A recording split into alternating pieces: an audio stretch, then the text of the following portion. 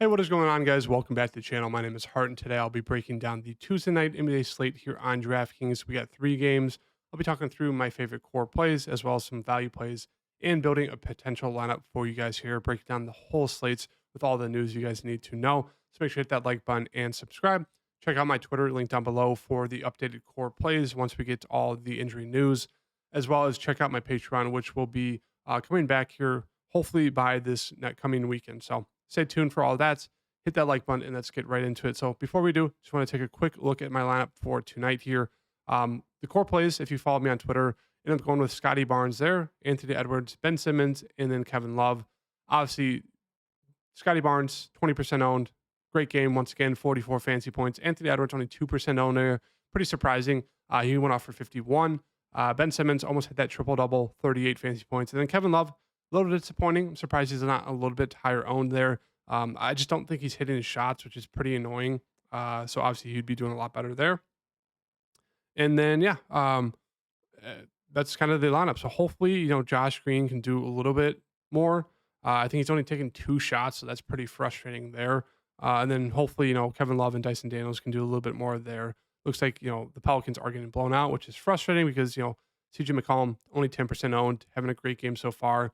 Hopefully they can keep that close for the fourth quarter. But yeah, I should easily be able to cash, get my money back, maybe make a few extra bucks there. Moving into the slate for tomorrow, we do have a decent amount of injury news we kind of have to keep an eye out on. But before we get into that, we just take a quick look at the spread and box total or game totals here. 3-point spread for the Knicks and Cavs, 214.5 game total. So obviously very, very gross, but a lot to like there on the Cavs side once again. Spurs Sun, 6.5-point spread, 227 game total. A lot of injury news there on the Sun side with the main 2 guys of Booker and Beal. And then Magic Clippers, a lot of injury news on the Clipper side there. 7-point spread, 220.5 game total. And I'm pretty frustrated because I just recorded this video for 18 minutes and then just realized my mic was never plugged in. So re-recorded it now. But as I said, the news here on this slate, Donovan Mitchell is questionable. He was able to practice, so it looks like he should be good to go. But obviously, keep an eye out on that. Devin Booker is doubtful for that game. Beal's already ruled out. Darius Garland's already ruled out for tomorrow. Jared Allen's already ruled out. Zubac is questionable there. Norman Powell is questionable as well. And then Terrence Mann is already ruled out. So we have a decent amount of the news already known, but obviously the big news is going to be if Zubac plays, if Powell plays, if Booker plays, that'd be pretty surprising, or if Donovan Mitchell plays. So obviously always keep updated with news because as we saw before the slate started today, there was a ton of news that happened. Brandon Ingram got ruled out. That opened up a bunch of solid plays there on the Pelican side.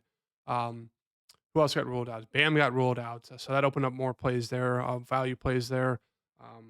Gafford got ruled out. Obviously, didn't really open up a ton just because they moved Kuzma to the 5, which is surprising, but they got blown out. So a few people did get there, like Tatum and Brown. I think Kuzma almost got there as well, but still, you always got to keep updated with the news because stuff like that happens. And tomorrow we could get a situation where we don't have the Clippers news before this first game starts, and we might have to build around the fact that that news comes out late, and maybe a guy like Zubac sits, and then a guy like Mason Plumlee becomes very, very viable and a very, very good player who could potentially be very, very low owned. So that's why you always want to stay updated with the news. But diving into the Knicks side here, obviously at the top we have Randall, Brunson, and Barrett. If your safe plays are obviously going to be Randall and Brunson, Randall probably has the safest ceiling and floor, just because he is a guy that obviously can rebound the ball, get assists, get some blocks and steals. Even when he's shooting the ball bad, he usually is still pretty aggressive. As you can see, 5 of 22, still went for 45 fantasy points. So I do have a good amount of interest in Randall there. Brunson, sometimes he is a little bit too score independent, but he's usually pretty aggressive. Good matchup here going against the Cavs. So I do like them both a good amount. RJ Barrett is going to be more so of that GPP contrarian play, going to be pretty low owned. He does have an okay ceiling, not the best ceiling, playing alongside Randall and Brunson. But if you want a pretty cheap, low owned guy who will be aggressive, does have a decent ceiling, I do think RJ Barrett is your guy. Quickly, I think it's a very, very strong play here at 5.3K. The Mets are not the best, but still they're not the worst. Like if it's a close game, he should see mid 20s minutes and he can be very, very productive, as you can see. but he also does have a low floor, as you saw in that Pelicans game most recently. But I think he's a pretty strong play there at 5.3K. He'll be decently popular as well. I talked about Mitchell Robinson. If he can stay out of foul trouble, he should see mid to low 30s minutes. And he does have that double double upside. He gets a bunch of blocks, and so he went for 40 in that second game, 32 in the third game there. So 5.1K, pretty cheap there for a center who does have pretty solid upside. So it just comes down to, can he stay out of foul trouble or not? For the guards and the small forwards here, not a ton of interest for me. Hart, Grimes, DiVincenzo, all three of them will play about mid to low 20s minutes, about that 22-minute mark. Grimes has been getting the start, but he's not been hitting his shot.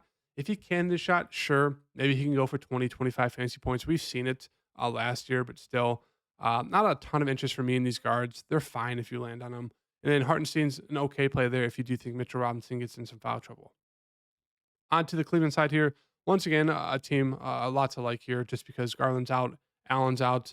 There's no Ty Jerome. So Donovan Mitchell is going to see all the minutes he can get. Two fantastic games so far, being the main guy there. So once again, looks really good there. Going to throw him in for now.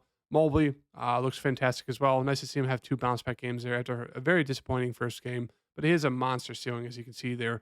62 fantasy points, 33, 14, 3, and 3. Shot the ball 22 times. Like to see him very aggressive there. I guess there is a little bit of foul trouble risk. I'm not sure if he'll guard Julius Randle or if he'll guard Mitchell Robinson. I would assume Mitchell Robinson. So maybe the foul trouble is a little bit lower there, but still another great play in Mobley there. Levert just way too cheap here for his role. Fantastic for us that other night. 52 fantasy points, 44 minutes. He's going to be extremely aggressive as well. He does have a low floor at times, but still, I mean, that man's going to shoot as much as he wants. And then Strus, really like Strus here. All three of these guys are obviously going to be super popular, but for good reason because all three of them are going to lead the team in terms of shots, in terms of minutes. So really like all four of these starters for Cleveland. And I actually have a decent amount of interest in Okoro, which sounds very gross, but I mean the minutes have been fantastic on him. He's actually been pretty decently productive as well in those minutes. So he's a fine play there at 4,500. So the starting five for Cleveland looks very strong here. Off the bench, they're running a very tight rotation as well, so that obviously means even more minutes for these starters. But off the bench, we'll see about 20-ish minutes for Dean Wade here, mid-20s probably, as you can see the past two games. Hasn't been super productive, but 3,600, very solid value, especially if a starter gets in foul trouble. Niang here should see about 20 minutes as well. I guess he's an okay play. Don't love him there. And they will mix in Tristan Thompson a few minutes, maybe if there's some foul trouble, but nothing too crazy there. So yeah, really like the Cleveland starting five. Obviously, going to be very popular, but for good reason. On the Spurs side here, I do think we'll get some. I think the Spurs and the Magic will be the two teams that have like the lowest ownership across all their guys, just because nothing really stands out. All the other teams, there's a lot of good pieces to get people from. So if you want to go more contrarian, you could definitely go to the Spurs and the Magic side. But Victor, I still think he's a really solid upside. I think he's a solid pivot off of which should be a pretty chalky Evan Mobley. But it's one of those things where Victor, same thing with Chet, they'll have those games where they just don't play a ton of minutes for no reason. They'll have those games where they're terrible, and then they'll have those games where they pretty much go for like a triple double with blocks. I'm assuming both of them will have at least one of those games this year, if not a few. But as we can see, Victor does still have really solid upside. He's going to be aggressive when he's out there. It's just, can this game stay close? If it can, expect Victor to have a really solid game. It's just because he's 7'7". I mean, the dude's just way too tall. But I really like him there as a pivot off of a Mobley if you want to go to Mobley and he's too pricey or too high of ownership. Vassell and Johnson, I do think will be pretty solid contrarian plays there in the mid range. They both lead the offense in terms of usage, so I think they're fine plays there if you want to land on them. I'm not going to go that route. They do both have decent, solid ceilings. Same thing as Zach Collins. If you can stay out of foul trouble, he should see mid 30s minutes, which he's been very productive when he's out there. So lots to like from him there. It's just, can that man stay out of foul trouble? Pretty hard for him to do that at times, but yeah, if he's going to do it, he should have a really good night. Sohan, just not seeing enough minutes for me, even though he's starting at the point guard. More so contrarian play there. Same thing with Trey Jones, coming off the bench. Don't love him there. 5,000, I'd rather get to quickly, or like a Bones Highland, who's pretty cheap. Graham is back, but he did not play any minutes last game, so stay updated for that. Maybe he could be a dart throw off the bench. Seti and Branham will be the value off the bench here for the Spurs. If I had to get to one, it'd probably be Seti, but don't have a ton of interest in either one. And then they will mix in some Doug McDermott, but nothing too crazy there. And if you want to get very, very risky, you could look to Charles Bassey, who's actually pretty productive in the minutes he does play. But obviously, the minutes are not a guarantee. You really hope for massive foul trouble for Victor and probably Zach Collins for him to get any sort of run in the 15-minute range. On the Phoenix Sun side here, obviously the big news there is Beal's already out. Devin Booker is questionable. Most likely he's doubtful. So I'm assuming he's probably not going to go tomorrow. So that means we get a team of Kevin Durant, Nurkic, Gordon, Allen, and Okogie most likely starting. And off the bench, we will see Goodwin, Eubanks, a little bit of Wada, and then a little bit of Nazir Little. So a lot to like here once again for the Suns. Should hopefully be a close game here. So obviously Kevin Durant looks like a fantastic spend up. Nurkic, I really like him here in the mid range. I do expect his ownership to be a little bit lower here. Kind of two disappointing games after a great first game. It's just one of those things. Can he stay out of foul trouble? If he can, he should see 30 plus minutes. And obviously, if the game doesn't blow out, he should see 30 plus minutes. He should be pretty productive. So, do have a lot of interest in Nurkic there at 6.7. I think Eric Gordon is still too cheap here, even though he's pretty score independent. He does have a pretty low floor because he is scoring independent at times, but still, close game. He should see 30 plus minutes. So, I do like him there at 5.2. Really like good one as well, 4.9. He's coming off the bench, but he's been aggressive. 15 shots, 9 shots. He's been really good in terms of the peripheral stats as well. As you can see, 4, 6, 5 rebounds, 3, 2, 5 assists.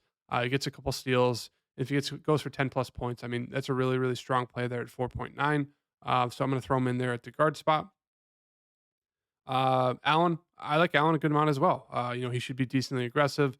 Once again, can get the rebounds, can get the assists, can get the steals. And if he hits his threes, he can go for 15, 20 plus points. So a lot of interest there in these guards for the Suns side if you're not going to pay up for Kevin Durant. And Koji, I think he's a fine play there. 4.2, should see about 30, low 30s minutes. As you can see, the first two games he was decently productive, but he's the worst offensively out of the bunch. So I do feel safer with the other two. But if he's going to be a low ownership, don't mind getting some. And obviously off the bench, Eubanks will probably play around 20 minutes. It does help if obviously Nurkic gets the foul trouble. But in a normal game here, should see 15 to 20 minutes. Decently productive. I think he's garbage, but still 3.7K for a guy who's 20 minutes, decently productive. You can definitely go to him if you want to punt at the center position. And then moving on to the last game here, Orlando, as I mentioned, one of those teams which will have, most of the guys will be pretty low owned. I expect Cole Anthony to lead the team in terms of ownership, just because he's had two very solid games so far. They're playing tonight, so we'll see kind of what turns out in terms of their the box scores, kind of what happens with the team tonight, because that might dictate if there are going to be some popular plays on the Miami side or the Orlando side or not. But right now, the safe plays are going to be Franz and Banchero. The offense will run through them. Haven't seen like a huge game from either one yet, but they do have that upside. So they're going to be your safe plays. The risky plays will be Wendell and Fultz, which I do like both of them a lot. Haven't been great minutes there on Wendell, but we know last year he had some monster games there, and there could be no Zubac, and he could be going against Plumlee, who is a pretty solid defender, but it does open up the floor a little bit there for him. And then Fultz, I still really like Fultz. Haven't seen anything too crazy yet. Cole Anthony's kind of been taking up a ton of usage there, but another one of those players that has monster upside, could be super low owned. So obviously, the two safe plays, Banchero, Wagner, who the offense runs through. The two risky plays, Wendell and Fultz. And then Cole Anthony going to be the most popular play. That microwave scorer off the bench, going to be super aggressive, should play mid-20s minutes. But he does have low floor times. Like, obviously, he could come out, go 2 of 10, not see a ton of minutes there. So if he's going to be super, super chalky, I'd rather get to like a Quickly or one of those cheaper guards on the Sun side who should see about probably the same minutes, if not more, and have the same amount of shot opportunities. So I don't mind fading Cole Anthony there, even though he's had a pretty strong ceiling and he's been pretty aggressive. Suggs will be another, cheap, or I shouldn't say cheap, but another mid-range option that's going to be pretty inexpensive and pretty low owned, just because he's not seeing a ton of minutes there, even though he's getting the start. Minutes have not been great. A little bit of a nice bounce back there, but obviously 4 steals. You can't rely on that, but if you want to go to a low owned guard, he would be probably the one there on the Magic side compared to Cole Anthony. Mo Wagner, we'll see some run. Nothing too crazy there. Don't like him a lot right now. Would rather get to like a Eubanks if you want to go for a cheaper center, unless you're kind of going contrarian. And then they will throw in some Gary Harris, as well as some Jonathan Isaac and some Joe Ingles, but nothing too crazy there. Don't really like those value plays. And then moving on to the Clipper side here, obviously the offense is going to run through Kawhi and Paul George. So like both of them a good amounts. If you want to get contrarian, you can play both of them together. Don't mind that. But I'm going to go with Kawhi there. Had two great games to start the season. Obviously, he was off to a great start there against the Spurs, but the game was a 30-point blowout by the start of the third quarter. So lost a ton of run there, but he was always, as you can see, he was off to a great start there. So really like him. Um, Russ, I think he's a fine contrarian mid-range play. A little bit too pricey for me, but still he does have some upside. But I usually prefer getting to Russ when one of the main stars of George or Kawhi are not in. Zubac is questionable, so obviously big news here because if he's out, they could start Plumlee, who would be a really, really solid value play there at 4,900. Or they could get weird, go a bit smaller and go to like a Covington, or they could go to a Batum. I would think they'd go to a Plumlee just because Wendell is, has some decent size pause.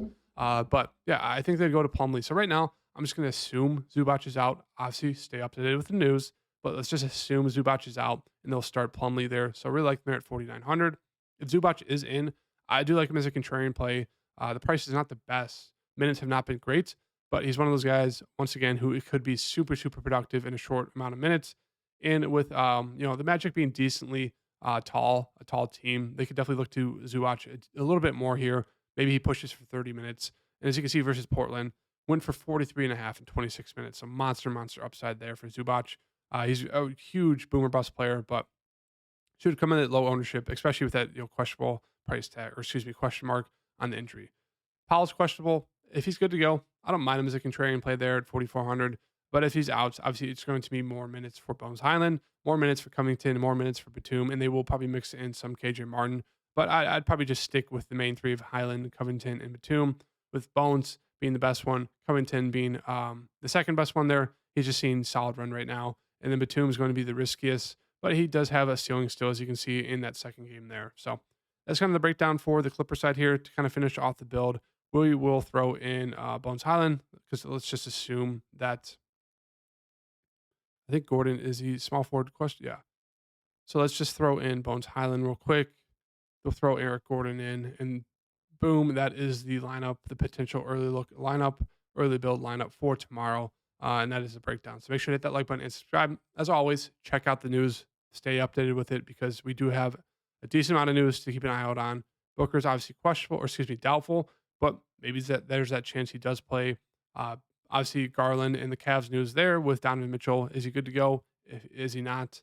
Assuming he will be. And then obviously with Zubac and Powell, that is kind of big news there because it does affect if we want to get to Plumlee, Bones Highland, and a few of those other plays like a Covington or a Batum if you're looking for some value. So that is the video. Hope you guys like it, and I'll see you guys in the next one. Peace.